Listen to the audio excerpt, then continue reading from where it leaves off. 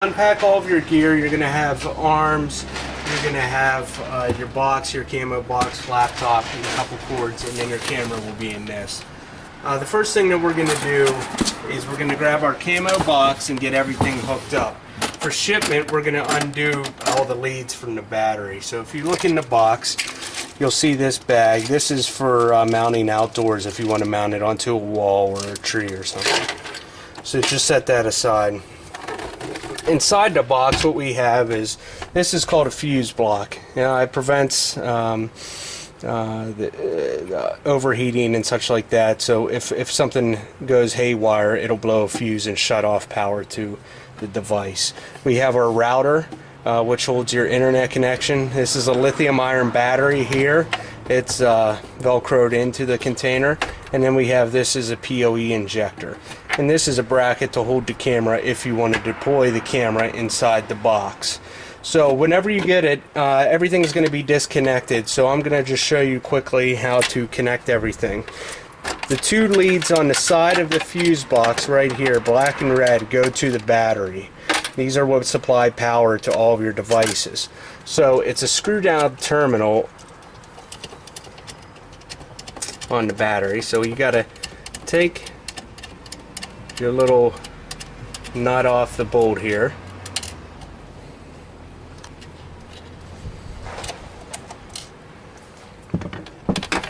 After shipping, and you're going to put this lead from the fuse box onto the terminal of the battery, and then just screw it on, just so that those two are connecting. Now we're going to do the negative.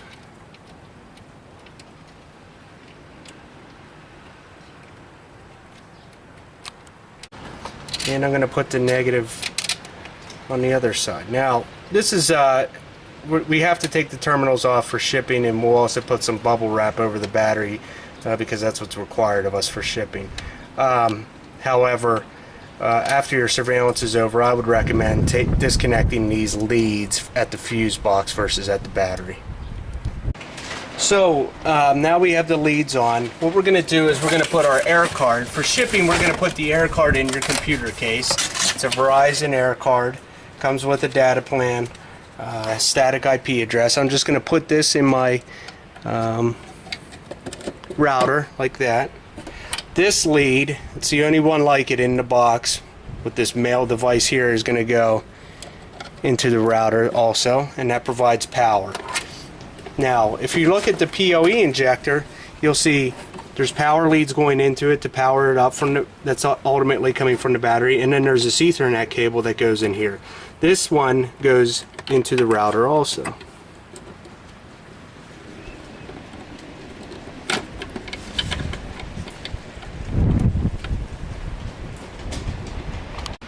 Now, on the other side of the PoE injector, there's another Ethernet port.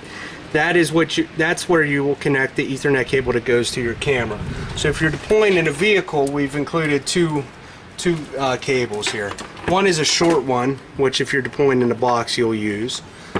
Or if you're going to deploy the camera in a vehicle, you'd use the longer one. So you just basically put one side in to the PoE injector, and the other side's going to go to your camera. So for deployment, the longest thing that's going to take the most time to get prepped is this U-bolt connector that we send you two of them. Basically, it's a U-shaped bracket. It goes around your headrest. You take a 7/16 wrench and tighten down these nuts nice and firm. And then what we do is we just leave that on the vehicle pretty indefinitely, so we don't have to do that every time we have a surveillance case. Next thing we do is we take the long arm here, your short arm, and this double ball. We're going to need all of those. I'm going to take the long arm, place it on this baseball, and I'm going to take the double and put it up at the top here, and then I'm going to tighten this down so it's nice and tight.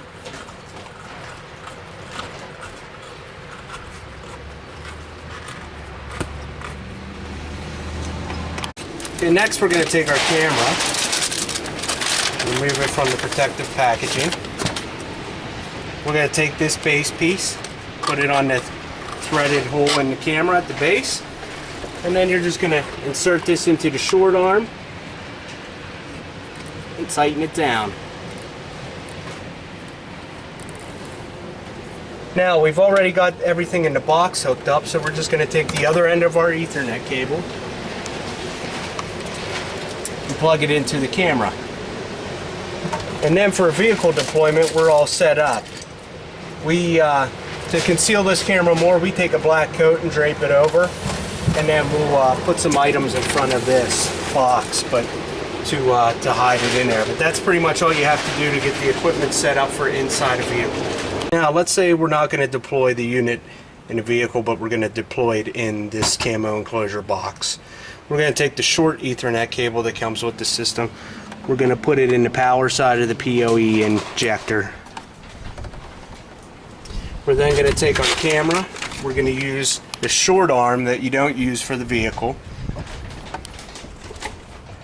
I'm going to put one in on the base inside the box.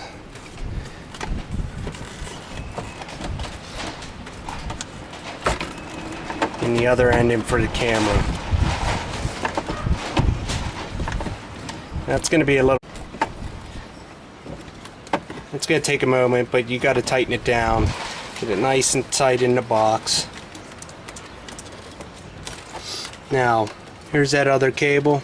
I'm just going to spin the camera a little bit, and I'm going to take it, plug it in, and spin it back. Now the camera's set up in the box. Close it up. Set it up. If you want to put it on a wall mount, you're just going to put these in the back and screw it into a wall tree or whatever. But oftentimes you can just set this on the ground or on a branch in the woods and achieve the same objective. But that's it for the setup in the vehicle. Now the last thing you're going to do after surveillance is over, you can open up your box, take your camera out of here, and then we've got to charge your battery, so it's pretty easy, but I'll show you how to do that real quick. So after we get the camera out, what I would recommend doing is just removing the leads from the battery to the fuse box at the fuse box. It won't be like that for shipping purposes because of shipping requirements, but that's what I'd recommend because it's faster and easier to access. So I take those out, and then to charge up the system, you simply put a red on red, black on black, plug it in. There's no indicator to tell you whenever it's done charging. This is a 20 amp battery, so if you've pretty much drained it completely, plug this in. This kicks out 4 amps of current, so within 5 hours it'll be charged back up. One last thing. Whenever you're shipping this unit to your investigators, you're going to want to do what we did. You're going to want to remove these from the battery for shipment and then cover up the terminals. You cannot ship this battery via air. It has to be shipped via ground. So if you ship it with FedEx or UPS, it has to go ground shipping. And that's the only requirement for the lithium battery.